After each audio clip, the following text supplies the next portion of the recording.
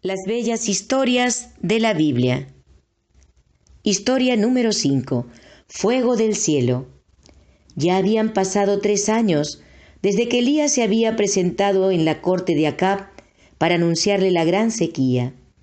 Durante ese periodo se había repartido entre el arroyo de Querib y la casa de la viuda de Sarepta. Muchas veces, durante esos días solitarios, debe haberse preguntado qué es lo que Dios estaba planeando hacer por su pueblo. ¿Habrían ellos aprendido la lección ya? ¿Estarían listos para abandonar sus ídolos? Alguna vez la sequía debía terminar, pero ¿cómo y cuándo? Por fin le llegó palabra de Dios que le decía: «Ve y preséntate ante Acab, que voy a enviar lluvia sobre la tierra». Elías salió rumbo a Samaria de inmediato, situada a unos 240 kilómetros al sur de Sarepta. En el camino se encontró con Abdías, el gobernador de la casa de Acab, que estaba buscando pastos para los caballos y las mulas que todavía vivían. Este buen hombre era uno de los pocos dirigentes que permanecían fieles al Dios del cielo. Había manifestado su lealtad al esconder a 100 de los profetas de Dios en una cueva cuando Jezabel había tratado de matarlos.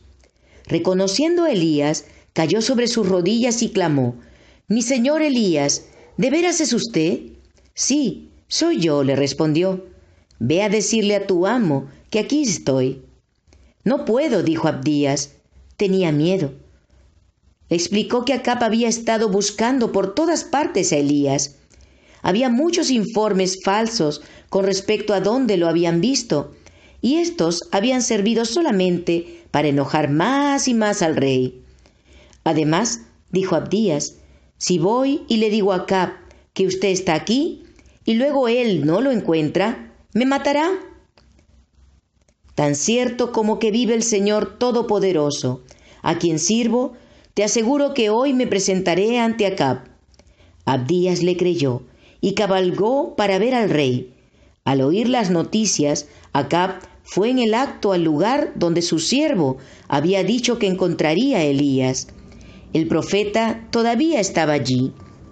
«¿Eres tú el que le está causando problemas a Israel?», lo increpó con enojo Acab, mientras conducía su caballo cerca de Elías. «No soy yo quien le está causando problemas a Israel», respondió Elías. «Quienes se los causan son tú y tu familia, porque han abandonado los mandamientos del Señor y se han ido tras los Baales». Elías le explicó a Acab lo que debía hacer si quería recibir nuevamente las bendiciones de Dios. «Ahora, convoca de todas partes del pueblo de Israel para que se reúna conmigo en el monte Carmelo, con los 450 profetas de Baal y los 400 profetas de la diosa Asera, que se sientan a la mesa de Jezabel». El rey estuvo de acuerdo de inmediato. Quizá pensó que era su única esperanza de obtener lluvia y terminar con la espantosa sequía. Cuando regresó a su palacio, mandó mensajeros para que convocaran al pueblo a asamblea en el monte Carmelo. Pronto, millares de hombres, mujeres y niños acudían con rapidez al lugar de reunión. Nadie estaba seguro de la razón por la que iban hacia allí, y solo sabían que el rey lo había ordenado. Se corría el rumor de que Elías iba a estar presente, pero nadie lo creía. Se habían contado historias similares acerca del profeta durante los 3 años pasados, pero él nunca había aparecido. ¿No había estado buscándolo el rey mismo todo ese tiempo? Casi atropellándose entre sí, comenzaron a ascender la cuesta del monte Carmelo, hasta que todas sus laderas estaban literalmente cubiertas. Durante toda la noche, la muchedumbre permaneció allí esperando la madrugada. Temprano por la mañana, alguien gritó: «¡Allí está! ¡Puedo verlo! ¡Allí viene Elías!». Instantáneamente, la noticia se esparció entre las multitudes que esperaban. Hombres y mujeres trataban de mirar por sobre la multitud para ver al hombre que había osado desafiar al rey, mientras los muchachos y niñas se abrían paso hacia el frente para poder ver mejor. «¡Oigan!», exclamó alguien. «¡Oigan! ¡Está hablando! ¡Elías está hablando!». Un completo silencio dominó a la muchedumbre que se agolpaba. Luego, desde la cumbre de la montaña, resonó aquella voz profunda y poderosa que una vez se oyera en la corte de Acab. ¿Hasta cuándo van a seguir indecisos? Si el Dios verdadero es el Señor, deben seguirlo, pero si es Baal, síganlo a él. Nadie habló. Elías continuó: «Yo soy el único que ha quedado de los profetas del Señor. En cambio, Baal cuenta con 450 profetas. Tráigannos 2 bueyes. Que escojan ellos uno y lo descuarticen y pongan los pedazos sobre la leña, pero sin prenderle fuego. Yo prepararé el otro buey y lo pondré sobre la leña, pero tampoco le prenderé fuego. Entonces invocarán ellos el nombre de su Dios, y yo invocaré el nombre del Señor. El que responda con fuego, ese es el Dios verdadero». «Bien dicho», contestó el pueblo, emocionado con el pensamiento de que había de presenciar un acto solemne para probar los poderes de los dioses rivales. A partir de este instante, la multitud observó y escuchó con 10 veces más interés. Volviéndose a los profetas de Baal, Elías le dijo: «Ya que ustedes son tantos, escojan uno de los bueyes y prepárenlo primero. Invoquen luego el nombre de su Dios, pero no prendan fuego».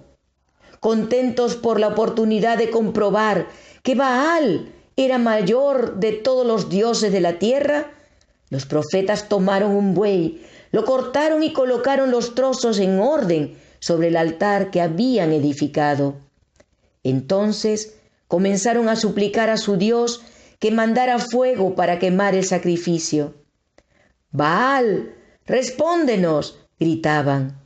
Pero no se escuchó nada, pues nadie respondió. «Baal, respóndenos», gritaban, mientras saltaban alrededor del altar que habían hecho.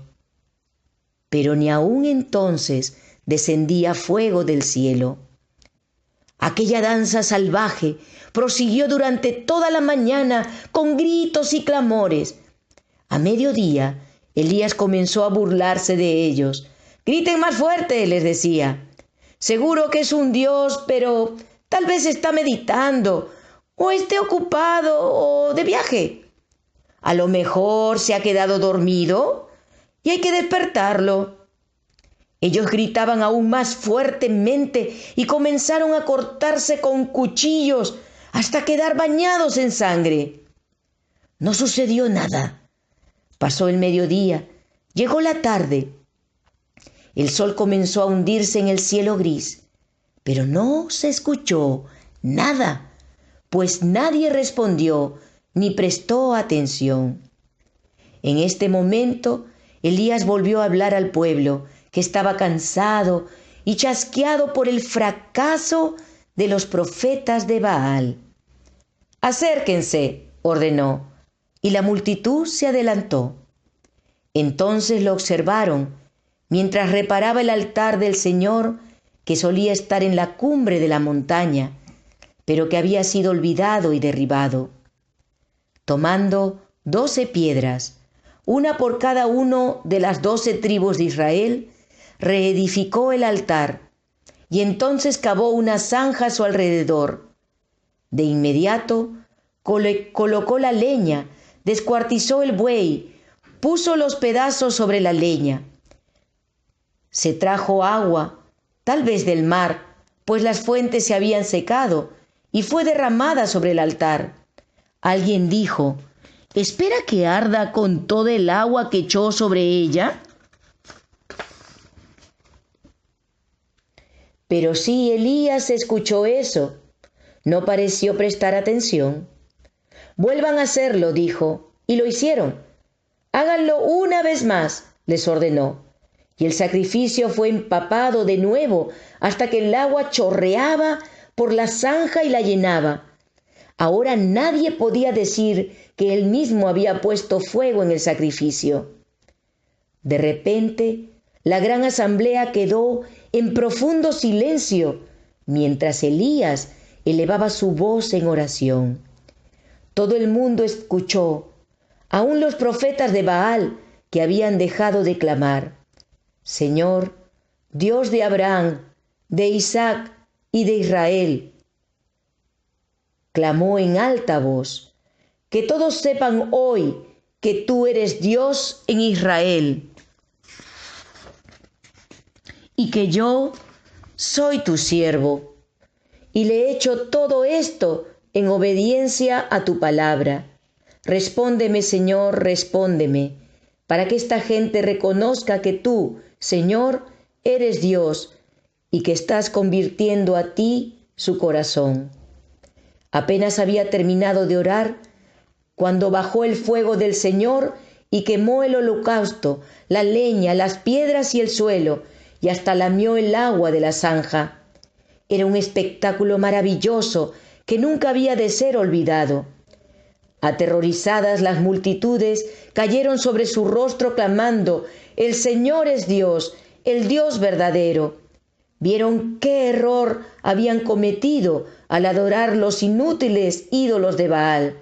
Desde ese momento servirían al Jehová, el Dios de Elías. Habían sido testigos del poder divino. Nunca más olvidarían a Dios.